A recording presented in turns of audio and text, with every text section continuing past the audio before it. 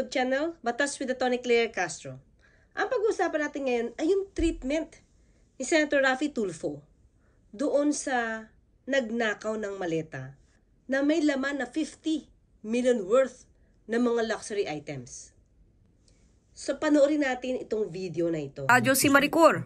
Kwento niya, October 1 pa natangay ang kanyang gamit na aabot sa 50 million pesos ang halaga. Pero hanggang ngayon ay walang usad ang kanyang kaso. Ito pa nakakataka. Diba? Kung totoo talaga tong kwentong to. Pag binuksan mo yung Facebook ni Miss Maricor Flores, sabi niya October 1st na wala na yung maleta niya.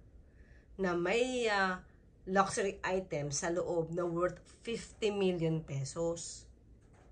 That's October 1. At may sakit na yung tatay niya, kaya medyo lutang siya, sabi ni Senator Raffy Tulfo. Pero they have to realize na yung father niya ay naghihingalo po sa ICU.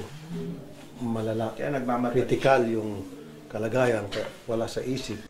Dahil marami siyang babayaran, kasi 5 million na yung bill sa ospital ng tatay niya. Sa kanyang problema, yung bill sa ospital 5 million na. Babayaran niya pa yung mga alahas na nawala. Ang laking problema niya. At nawala pa yung maleta. Pero bakit no October 4, ito ang post mo sa Facebook mo? Ni hindi mo nabanggit na may sakit ang tatay mo.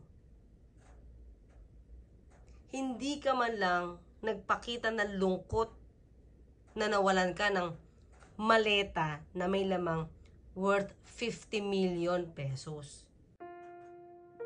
Base sa Facebook account niya, nauna pa siya mag-post no October 4 about the gift of life. Pero hindi niya sinabi at hindi siya nag-request ng prayers for her dad.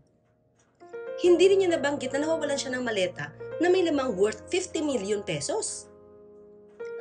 At October 21 lang niya pinost yung tungkol sa nawawalang maleta. Bakit kaya ganun?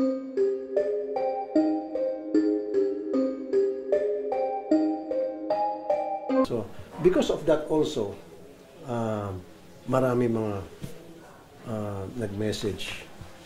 As a matter of fact, may pumunta rito kahapon. Yeah, and that person pumunta, kilala yung husband niya po. Kaya sinabi ko sa radio, meron kami informante na kilala. Sinabi ko nga, pati pamilya, aso, pusa, ang mga pangalan and all. Pero mali ata doon sa lolo. Ano yun? Wala na po. Hindi, biro ko lang yun. Dinagdag ko lang yun. Sabi ko, may lolo, biniro ko lang yun para, para medyo ligawin. Kasi Ay naku, si Senator Raffy Tulfo umamin, nagdadagdag lang ng kwento, kahit hindi totoo. Ang purpose niya is manligaw. So ang tanong natin, madalas ka bang nagdadagdag lang ng kwento? Kahit hindi totoo? Paano namin masasabing credible ka niyan? Kung ikaw mismo umamin, na nagdadagdag ka lang ng kwento kahit hindi totoo. Naku, senator ka pa naman, hindi magandang impression yan. Okay, puntahan natin yung video. At saka natin pagbangga-banggain yung mga sinasabi ng mga tao rito. Kasi karamihan, hindi tugma-tugma. Tulad ng mga ito. ay ng mga pasahero niya, nagbibiyahe siya tapos nasa kotse niya. Nung kinagabihan po, tinawagan niya na rin po yung kilala niya po. Pero what? Dito maliwanag sinabi ng anak na kinagabihan, tinawagan daw ng tatay niya yung kakilala niya. Taliwas ito sa sinabi ni Atty. Abu na tinawagan nung lalaki yung pinsan niya o yung kamag-anak nila na pulis. So, yung pulis ba kamag-anak o kakilala lang? Hindi magkatugma ang kwento nila dito. Kulang sa practice.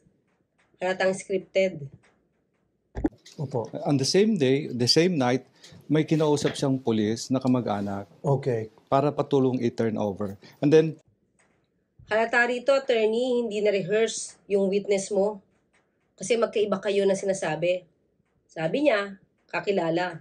Sabi mo, kamag-anak, yung pulis. So, di ba, kung kamag-anak talaga nila yan, dapat kilala nung anak. Yun sinasabi ng pulis. Dahil kamag-anak, hindi niya sasabihin na kakilala lang yung tinawagan o kinausap nung tatay niya. Pero 1 month po ito na nasa kanya, nasa kamay niya. So, nasa kotse lang to for 1 month? Hindi rin po namin alam kasi ang akala po talaga namin, nandun na po kasi inano na po namin yan pinalala-move na po namin. Napunta na doon sa address ng kaibigan. Sino po yung kaibigan? Hindi ko po siya. Yung pulis po na kaibigan. So, Dito ramdam ninyo kung paano ba nataranta yung anak doon sa tanong. Kung sino ba or kanino ba pinadala yung maleta through Lala Move. Pati yung asawa, napatingin kay Atty. Abu. Tapos biglang may nagturo kung ano yung sagot. Pulis yata. kaibigan. Hindi ko po siya. Yung pulis po na kaibigan. So, kinuha nyo ito doon sa... So doon pa lang sa sinabing yata, hindi pa rin sila sigurado. Sa kwento nila, nito mag-ina, na may kasamang lawyer, di nila kabisado kung ano yung kwento nila. Kasi inulit-ulit ng anak, pinadala, after ma-coach ha, sa pulis, na kaibigan. Yung pulis po na kaibigan. So, kinuha nyo ito doon sa... O ano ba talaga? Kakilala? Kaibigan? O kamag-anak? Hindi sila magtugma pareho ng lawyer niya. Alam kasi ang akala po talaga namin, nandun na po kasi inano na po namin yan pinalala-move na po namin. Napunta na doon sa address ng kaibigan. Dito, napansin ko kasi may cut. So, may nakita kasi akong ibang version nito na galing yata sa News 5, hindi sa Rafi Tulfo in Action. Lumalabas sa version ng News 5, yung cut na portion, may pagkakaiba na naman sa kwento. Yung anak, sinabi, pinalala-move na. Yung nagko-coach, ang sabi, ipalala-move pa lang. Pakinggan natin to.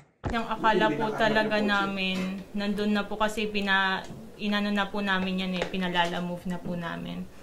Akala po talaga namin, tapos na po. Pinalalamove nyo sa kanino po pinalalamove? Pinalalamove nyo sa kanino po pinalalamove? So, di ba sinabi nung anak, ipinalala-move na. Pero dito sa version ng News 5, may nagbulong, may nag-coach na naman. Ipalala-move pa lang. Pinalalamove nyo sa kanino po pinalalamove? Doon po sa So, ano ba talaga yung totoo?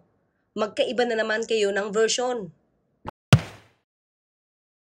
doon po sa sa address po nung kakilala po ng papa. Ipapalalamove pa lang. Pinalala-move na po. Napalalamove na po. Opo. Napunta na doon sa address ng Opo. kaibigan. Sino po yung kaibigan?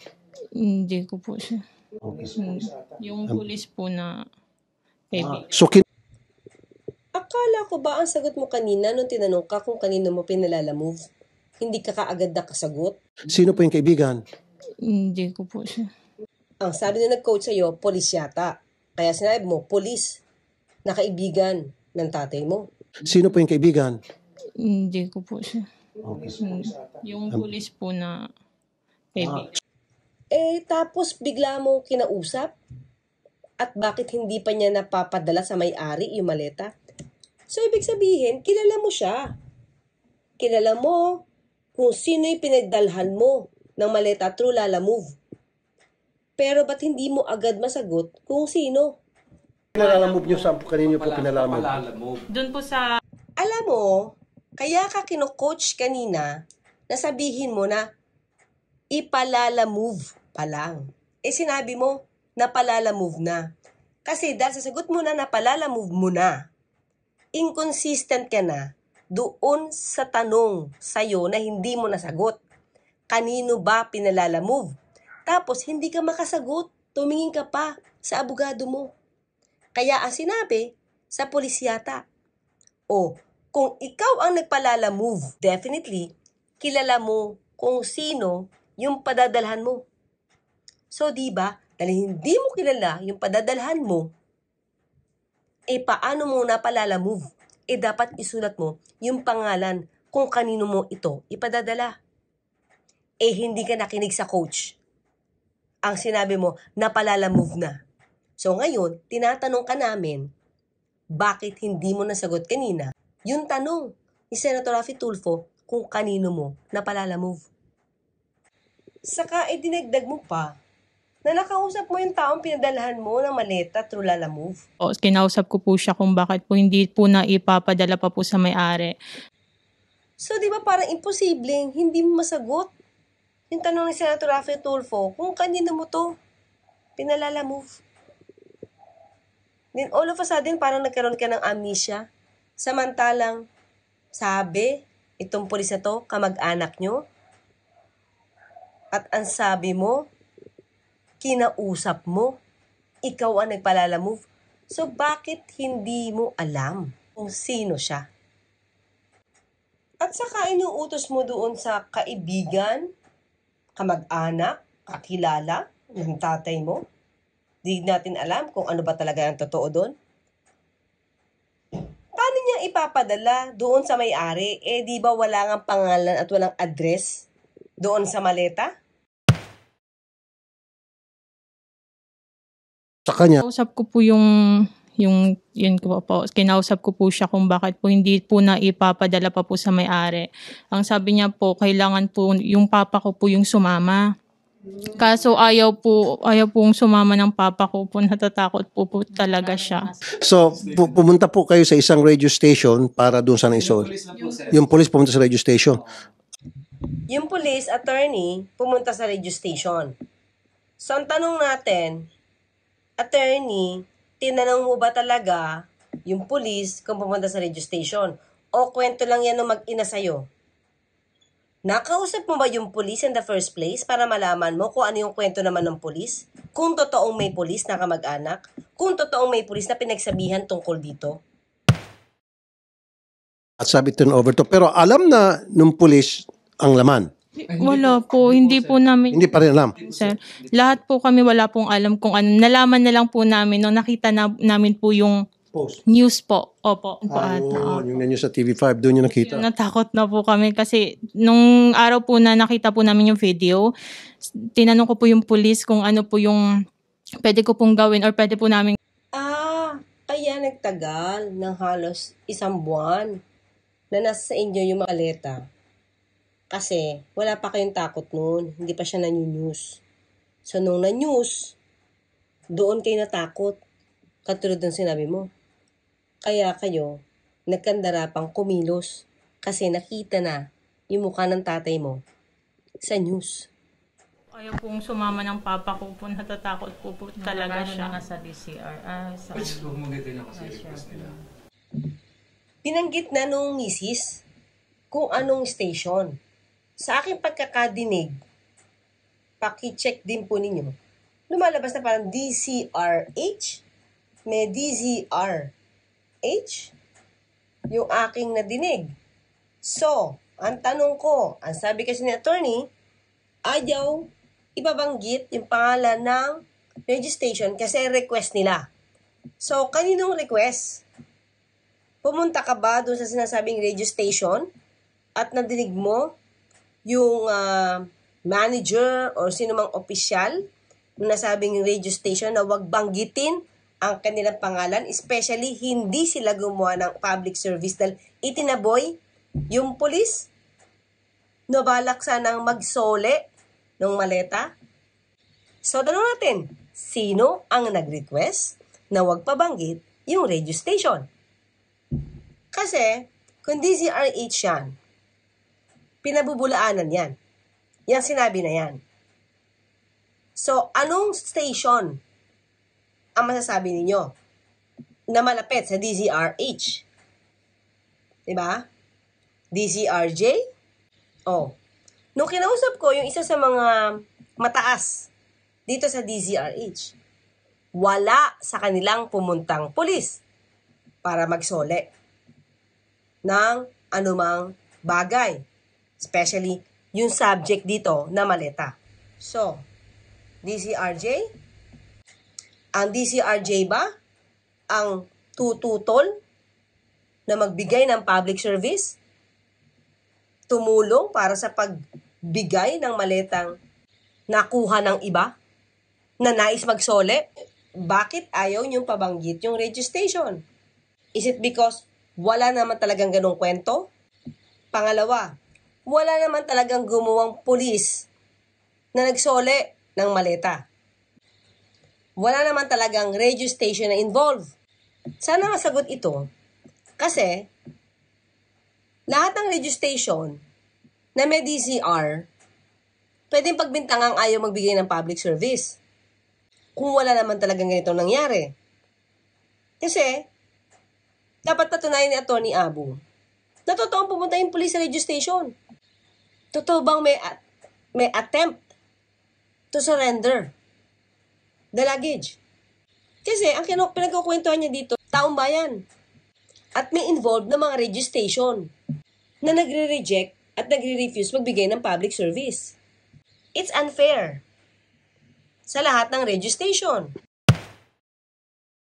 Alam na nung pulis ang laman. Wala po, hindi po namin, Hindi pa rin alam. sir. Ang bilis sumagot ni attorney, hindi pa nga niya nasasabi kung nakausap niya yung pulis na binabanggit ni Senator Raffy Tulfo. Paano mo malalaman na hindi alam ng pulis? Nakausap niyo ba? Di mo ba siya tinanong bakit ang bagal-bagal niyang kumilos kung talagang nakausap mo?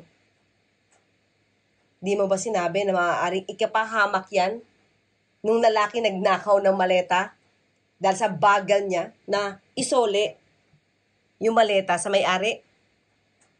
Si attorney po. Opo. Pero nung pagpunta niyo po sa isang radio station para i-turn over, ano po sabi ng reporter o anchor doon sa radio station na yun? Hindi po kami yung nagpunta po sa radio station. Yung police lang Yung po. police. Ano pong sabi doon sa police ng radio station? Yun nga daw po, ang sabi ayaw po ata nilang gawa daw po. Kailangan po yung nakapulot po yung pumunta Kasama. doon. Senator Raffy Tulfo, itanong mo para malaman mo kung totoong nagpunta yung pulis sa radio station. Tawagan mo yung radio station. Kahit hindi mo na ito pangalanan on air sa programa na to. Pero parang hindi kasi ikaw yan eh. Kapag kami anomalya, di ba? Lagi mong pinapangalanan. Kahit nga sa hearing sa Senado, basta meron kang konting nadinig na anomalya, sinasabi mo, kahit wala ka pang ebidensya. Ito may nagsabi na pumunta sa radio station. Bakit hindi mo kaya alamin kung totoong may nagpuntang pulis sa isang radio station? At yung radio station na yon, hindi rin umaksyon. Diba? Hindi kasi pulido yung script. Kaya ang daming butas, ang daming pwedeng itanong na hindi natanong. O pinabayaan na lang para hindi na hanapin pa yung buong katotohanan ng kwento na to. Di ba ma'am, kayo po'y subscriber ko? Yes, sir. Ba't di nyo dinala sa akin? Bakit wala naman pasintabi doon sa radio station? Alam niyo naman, iba dito sa programa ko. Ayan na. Lumalabas na yung intensyon dito. Diba? Papalabasin talaga dito na yung ibang radio station o itong radio station na sinasabi ninyo ay walang kwenta. Wanted sa radyo lamang ang maaaring makatulong sa inyo, lalo pa at meron tong segment ng Solian ng Bayan. So, subscriber daw kayo. Tapos hindi kayo agad sa kanya pumunta. Siya lang, yung programa lang nila ang lumalabas na epektibo pagdating sa ganitong klaseng problema. Attorney.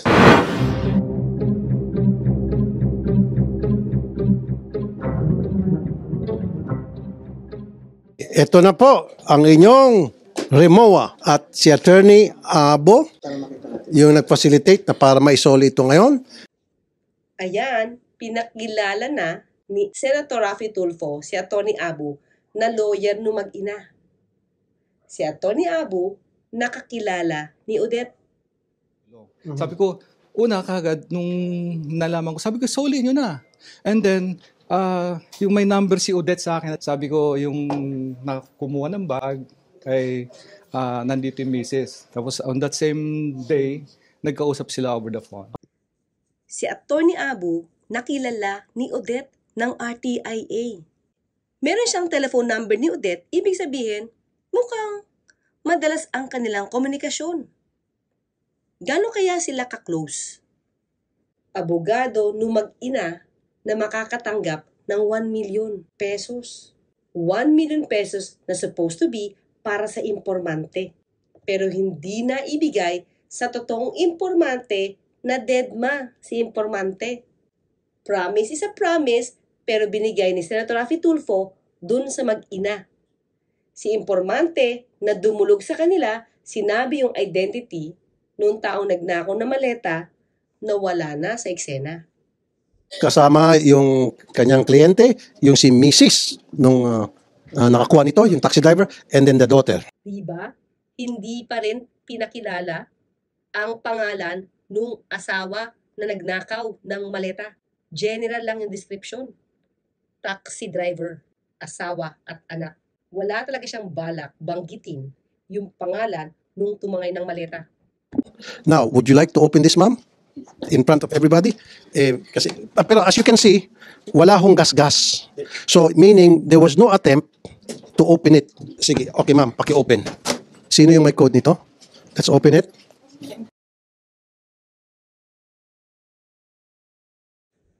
Si Miss Maricor Flores ba talagang nagre-rely lang siya palagi sa kanyang mga alalay?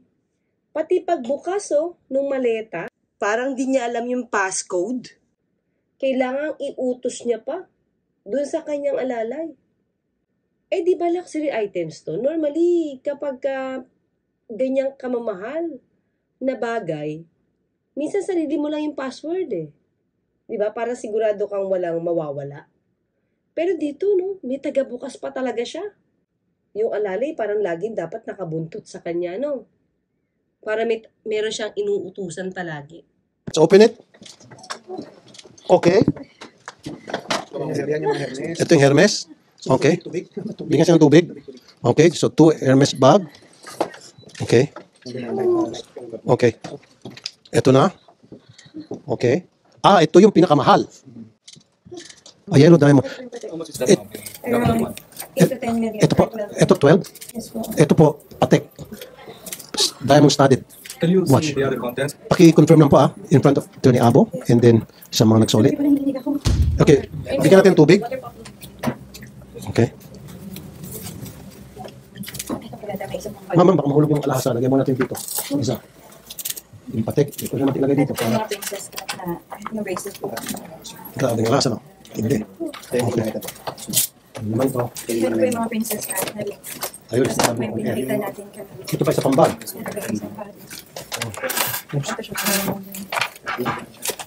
Tatlo. Okay. So, tatlong Hermes. Itong pinakamahal dito Croc. Okay. Can you confirm now that Yes, all the contents are Yeah, everything's complete. Okay, good. Thank you. Yung cross. Opo. Ayan. Ito yung Reward. Pakita natin. Buksan natin 1 million.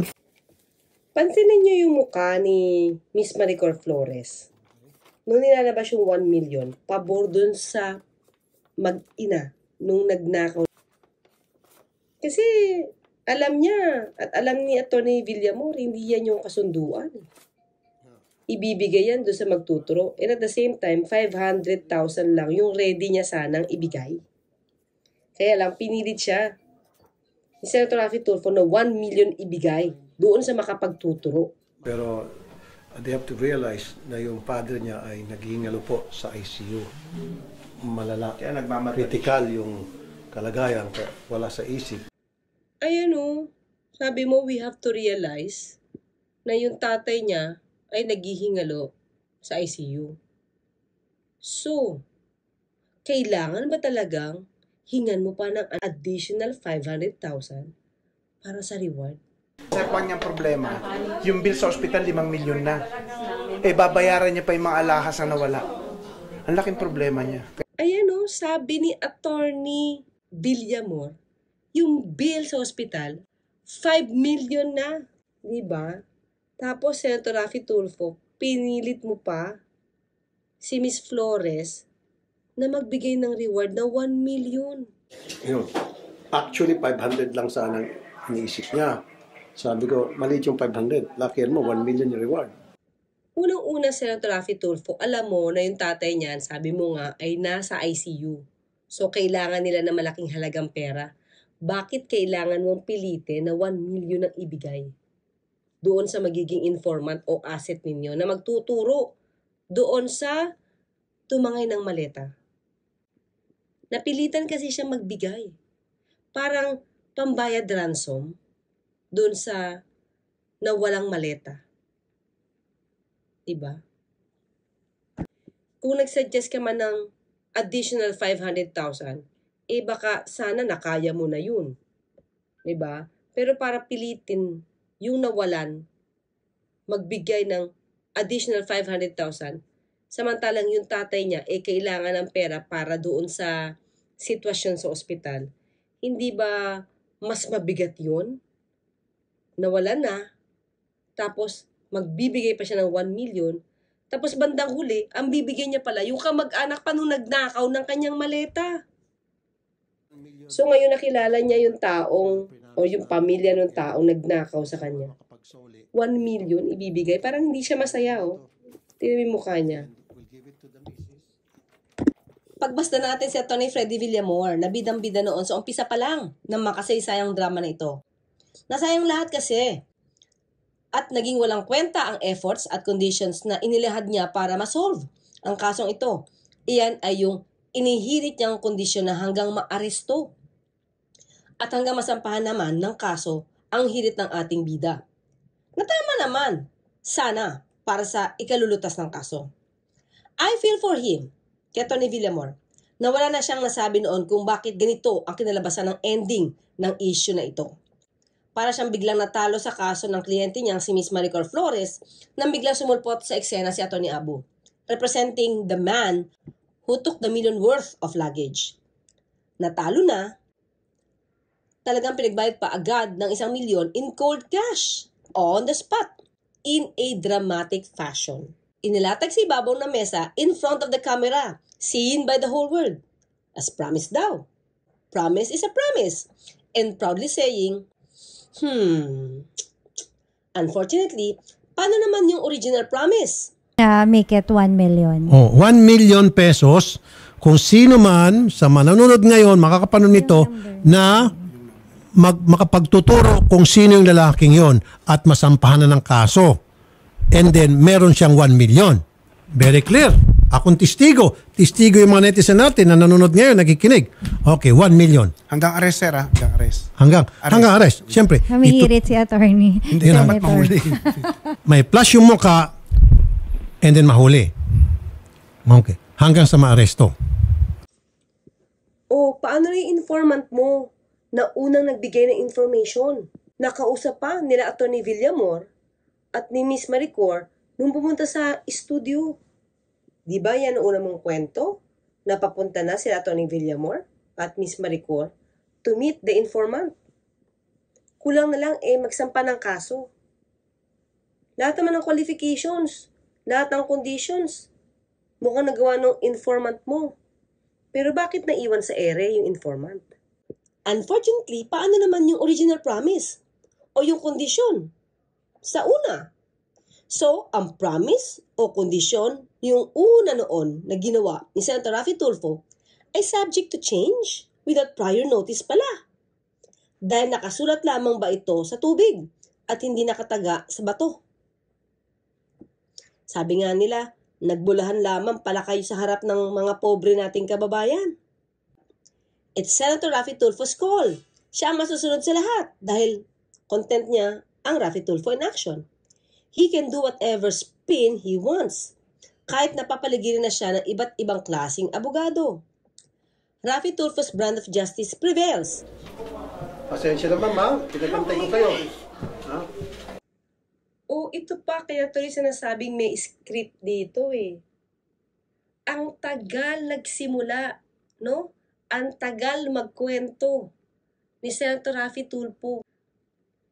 Kahit matagal na naghihintay si Miss Maricor Flores sa backstage. Humingi ng paumanhin. Itong si Senator Raffy Tulfo, dahil matagal yung eksena niya habang ini-interview yung mga magsusoli nung maleta. Naiyak ba si Miss Maricor Flores dahil nandun yung maleta o naiyak siya dahil at last natawag na siya? Sa kanila, Miss Maricor, as you can see, wala itong gas-gas at so therefore, walang attempt to force open it. Ipagtanggol mo pa, Senator Raffy Tulfo, yung nagtangay ng maleta. Ipakita mo kung gaano ba siya kabuti dahil hindi niya binuksan yung maleta. Parang daig mo pa kaya dito si Attorney Abu? Wala talaga. Kasi kung merong attempt, sana nagagas-gas na nito or binutasan to, which they didn't. Dahil sa pagtatanggol mo doon sa lalaking tumangay na maleta, nais mong ipakita kay Miss Maricor na deserving yung dalawang babae na matanggap yung 1 million na reward. Una po sa lahat, pasensya na po talaga. Kasi hindi rin po namin alam na hindi pa po nasasauli sa inyo po. Sorry po talaga. Hindi ba dapat yung tatay mo mismo ang humingi ng patawad? Hindi na siya nakahingi ng patawad. Hindi nakilala yung identity niya. Meron pa kayong 1 million pesos.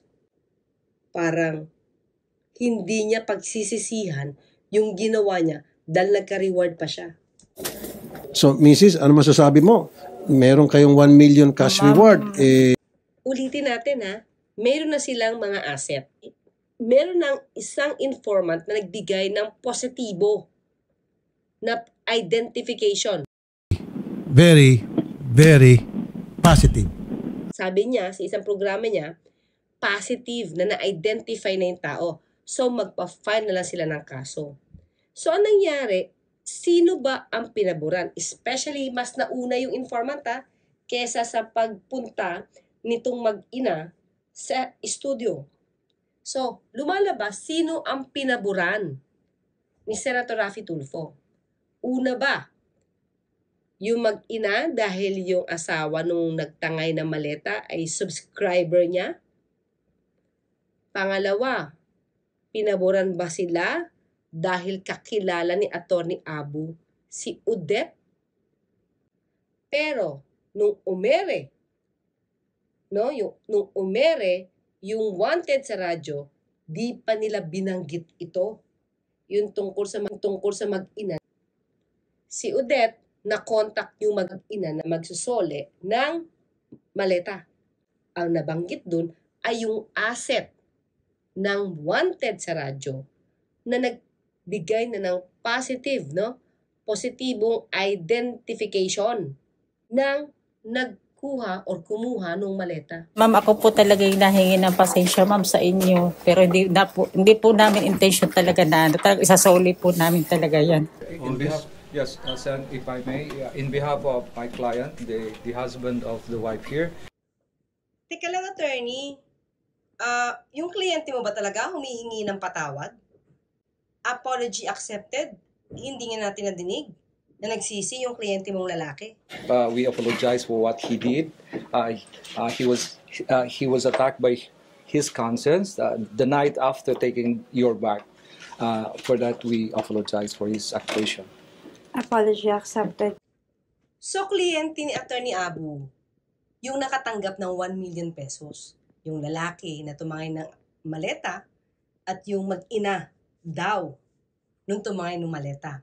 So, nakatanggap ng 1 million pesos to. So, meron ba siyang attorney's fees dito? Isa ba ito sa factor kung bakit siya napaburan? After siyang tumawag kay Odette? Tanong lang naman.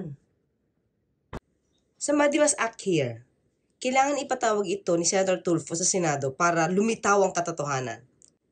Para rin masabing hindi niya pinoproteksyonan yung tumangay ng maleta.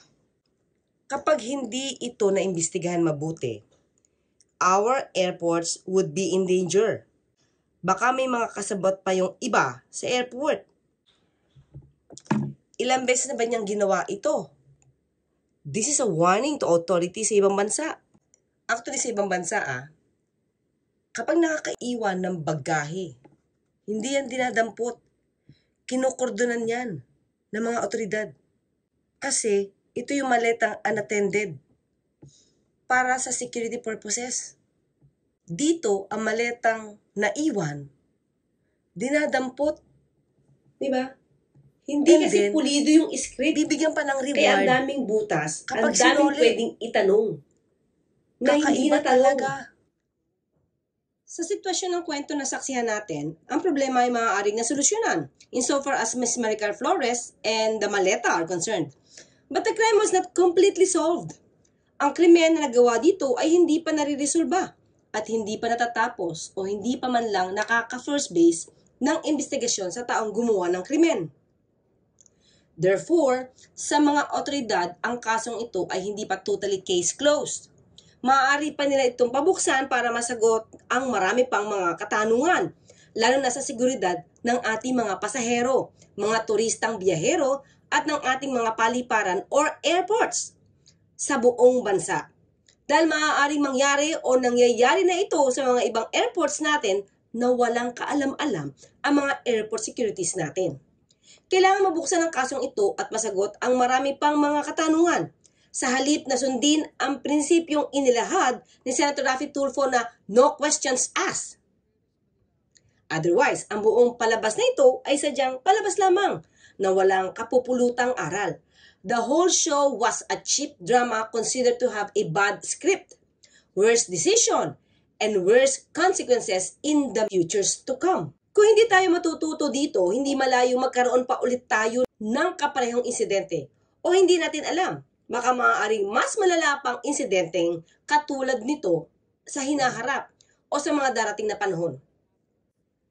Tulad ng sinabi ko, kailangan talagang maimbestigahan ito dahil lumalabas pati yung airport authorities ay tutulog-tulog.